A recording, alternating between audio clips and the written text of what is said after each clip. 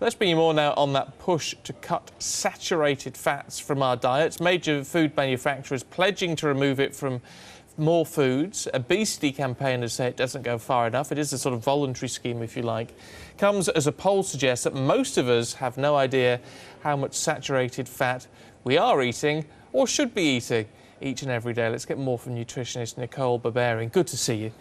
Look, what first and foremost is the difference between fats, saturated fats, good fats, bad fats, all that sort of line of thing? Oh, that's a big story. The whole fats thing is so complicated. Because we do need fat in our diet. We do need fat in our diet. It does have functions in our body. It makes food taste good. We've got essential fats that we know we need for our immune system, our skin, our hair, our nails, our eyes.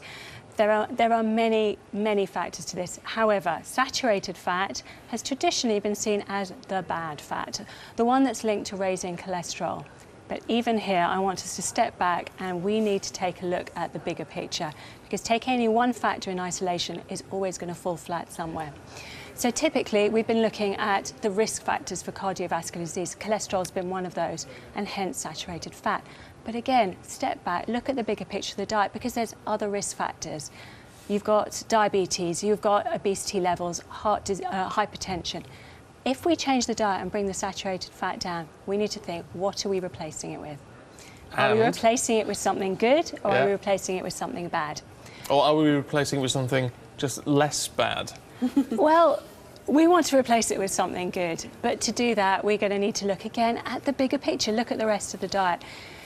Typically, if you replace it with sugars, we know that that's not going to be a good thing, because that's probably going to give a worse profile for cardiovascular diseases and the obesity and the hypertension and all the other risk factors that we're looking at. So then if you're looking at replacing it with some of the good fats, that might be a better option, hence the olive oil, the extra virgin olive oil, the Mediterranean diet. Right. But once again, keep looking at the bigger picture. But within all of this, we're talking about essentially processed foods, aren't we? I mean, the fact that this is such a big concern, saturated fat is a big concern for manufacturers, but for government, for health agencies and all the rest of it, it just shows how reliant we are on processed food, doesn't it? Yes, processed food is one of the main sources of our saturated fat. Saturated fat, we get that typically our animal products, the fatty parts of meat and the dairy, but it's what they put into our processed food. As I said, that really is only one part. Common sense, ultimately, if you take a step back, look at your diet, look at the key factors. Are you exercising, number one? Is your energy in being balanced by your energy out? Or have you got a situation where you're gaining weight constantly? These are the things to look at. And then common sense of your diet. What does it look like? Is it full of processed food? Is it really high in sugars? Is it really high in fatty foods? You're going to probably see what's going on. So basically, it's just moderation in all things, isn't it, really? A little bit is fine, but overdoing it, there are going to be consequences. It really is a case of looking at the whole diet and seeing, do you have the vegetables in there? Have you got the fibres up in there? Have you got good pattern of meals at regular times?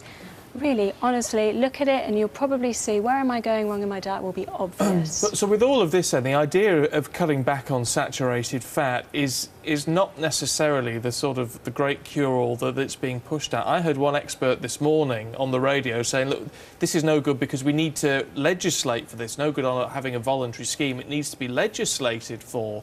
But actually, if this is only one small element of a bigger problem, even that's not going to help, is it? It is one small element, but addressing it, looking at it, and anything that keeps our eye on the picture of health, I would welcome that. So I do still welcome us looking at it, investigating, looking at our processed foods.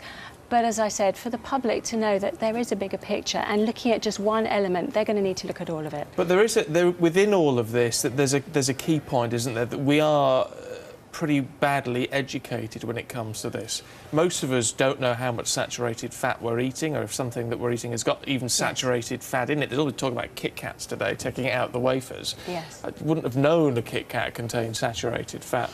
So we've got a lot of work to do on that, haven't we, to actually understand what we're eating. And this is what these kind of articles are good at, because it keeps our eye on the ball of what's in our food, helping us to think about our food, looking at what is it, checking the labels, having a look, looking at your levels of saturated, looking at your levels of sugar, and then stopping and thinking, how much of these types of processed foods am I actually taking overall in a day? Just very quickly, what's more important to look at, the calorie content or the saturated fat? Difficult question. Horses for courses. If you're a high energy user, you'll be trying to actually get quite a lot of your calories in. So you'll be looking at your calories. If you're looking at cardiovascular disease, you might be looking at your saturates, but you'd also be needing to look at your sugars and looking at your overall profile again. Oh, there you go. There's a lot to do. Nicole, thank you. See a dietitian, I think. Well, see a dietitian is the answer, yeah, but it goes to show, doesn't it, we need to take responsibility for our own health for sure. within all of this. Nicole, thank you.